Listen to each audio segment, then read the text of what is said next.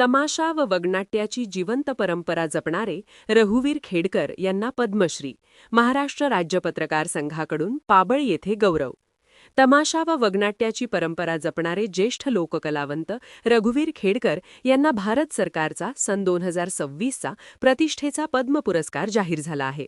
तमाशा कलेसाठी मिळालेला हा पहिलाच पद्म पुरस्कार ठरला आहे. या पार्श्वभूमीवर महाराष्ट्र राज्य पत्रकार संघ व महाराष्ट्र राज्य मराठी पत्रकार संघ यांच्या संयुक्त विद्यमाने पुणे जिल्ह्यातील पाबळ येथे त्यांचा गौरव सोहळा पार पडला. डॉक्टर विश्वासराव आरोटे यांच्या हस्ते मानचिन्ह, शाल, श्रीफळ व सन्मानपत्र देऊन सत्कार करण्यात आला. गुरु ब्रह्मा गुरु विष्णू गुरुदेव महेश्वरा गुरु साक्षात परब्रह्म तस्मै श्री गुरुवे नमः. संपूर्ण हिंदुस्थानामध्ये आणि ज्यांनी आपल्या आयुष्यातील प्रत्येक क्षण आणि दुसऱ्याच्या चेहऱ्यावरील आनंद आणि आपल्या आयुष्यात कितीही दुःख असलं तरी माझ्या समोर असणाऱ्या प्रेक्षकांचं मनोरंजन करत ज्यांनी आजच्या दुनियेमध्ये खरी जी कला, जिवंत कला ठेवण्याचं काम केलं ते आमच्या महाराष्ट्राचं भूषण. आणि आमच्या ग्रामीण व शहरी भागामध्ये कुठेही गेल्यानंतर ज्यांचं नाव ऐकल्यानंतर आणि वयोवृद्धापासून तर ज्येष्ठापर्यंत प्रत्येकाला ज्यांच्या आवाजाची मैफिल आणि सुंदर असे गाणे मनोरंजन करत ज्यांनी आपलं आयुष्य या जनतेसाठी अर्पण केलं. खरं तर ज्यांचा इतिहास पाहिल्यानंतर त्यांनी वगनाट्य ही जिवंत कला आजही जिवंत ठेवली. आणि अशा या हुतात्मा बनलं तरी काही अडचण नाही असे महाराष्ट्रातील आणि तमाशा पंढरीतील आमच्या अहिल्यानगर जिल्ह्याचे भूषण यांना नुकताच केंद्र सरकारच्या वतीने पद्मभूषण पुरस्कार जाहीर झाल्याबद्दल त्याचा आनंद.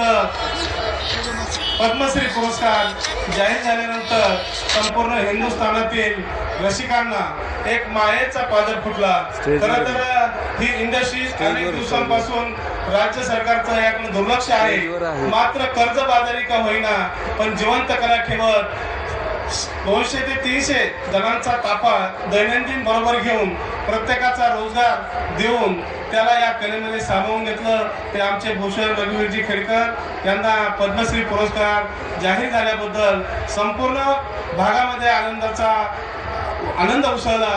आणि म्हणून आम्ही आमच्या महाराष्ट्र राज्य पत्रकार संघ मुंबई, महाराष्ट्र राज्य मराठी पत्रकार संघ मुंबई यांच्या वतीने त्यांच्या मिळालेल्या सन्मानाबद्दल एक छोटासा सत्कार या पुणे जिल्ह्यातील पाबळ येथे त्यांचा सन्मान करण्याचं भाग्य आम्हाला प्राप्त झालं. पुनश्च एकदा त्यांचं मी महाराष्ट्र राज्य पत्रकार संघ, महाराष्ट्र राज्य मराठी पत्रकार संघ या संस्थेच्या वतीने त्यांचं अभिनंदन करतो. खरं तर पुरस्कार मिळाल्यानंतर त्यांना त्यांच्या कामाची उमेद वाढवण्याचं काम पुरस्कार करत असतो. आणि अशा या कलेला दाद देण्याचं काम केंद्र सरकारच्या वतीने झालं. खरं तर ही आनंदाची गोष्ट आहे. भविष्यकाळात देखील त्यांचं कार्य नक्कीच पुढे जाईल. कारण आम्ही लहानपणापासून बघायचो. कारण यामध्ये माझे चुलते हे गायक रेडिओ स्टार होते तुकारामभाऊ आरोटे. आणि त्या काळामध्ये राजूर असल, अकोले असल, संपूर्ण हिंदुस्थानामध्ये आज सकाळी देखील मी ज्यावेळेस माझी माहिती घेतली माझ्या इंदापूरच्या पत्रकारांकडून तेव्हाही त्यांनी सांगितलं का त्यांचा ताफा काल पंढरपूरकडून इंदापूरकडून इकडे प्रयाण झाला. खरं तर अशा या महान कार्याला मी सलाम करतो. या कार्यक्रमासाठी आमचे सर्व पत्रकार बांधव उपस्थित राहिले, सर्वांचा आभार व्यक्त करतो. आणि असं भाऊंनी, कारण भाऊंची कला पाहण्यासाठी आणि त्यांची भगिनी मंदार आणि यांचे गाणे ऐकण्यासाठी सर्व रसिक या ठिकाणी येतात. आणि मग पुढं कशावर आपण बसलो, जरी चादर नसल, जरी नसेल तर हिरवळीवर बसून हा कार्यक्रमाचा आनंद घेतात. आणि प्रेक्षक देखील त्यांच्या याला दाद देतात. कोणीही गोंधळ करत नाही. आजपर्यंतच्या त्यांच्या कार्यक्रमांना जी मिळालेली दाद आहे, कोणीही त्यांच्या कार्यक्रमाला गालबोट लावत नाही. कारण ते पहिल्यांदाच आव्हान करत असतात ही जिवंत कला ठेवण्याचं काम या मंडळींनी केलं. पुनश्च एकदा त्या सर्वांचा मी आभार व्यक्त करतो. जय हिंद, जय महाराष्ट्र.